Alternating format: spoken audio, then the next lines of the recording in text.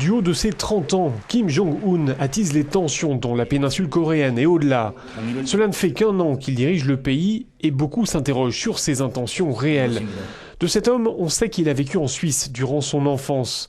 Un journaliste suisse, Titus Plattner, a enquêté justement sur ces années passées par le jeune Kim Jong-un au cœur des Alpes.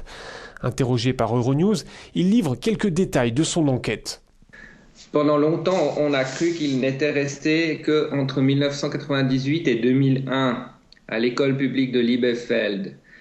Mais moi-même, j'ai retrouvé dans les archives fédérales la trace de son inscription avec ses parents d'emprunt, en fait, parce qu'il était ici en Suisse sous le faux nom de Unpak.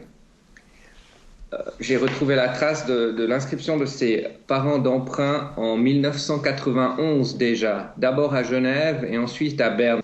Ça, c'est des documents des archives fédérales et on voit les deux frères, Cholpak, on voit Unpak et une petite sœur aussi. Visiblement, il était assez occidentalisé, il aimait beaucoup jouer au basketball, aux jeux vidéo.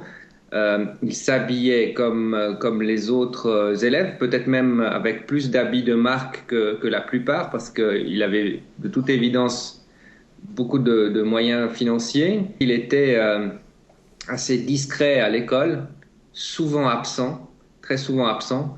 Il manquait beaucoup de cours parce que il était aussi scolarisé chez lui à la maison.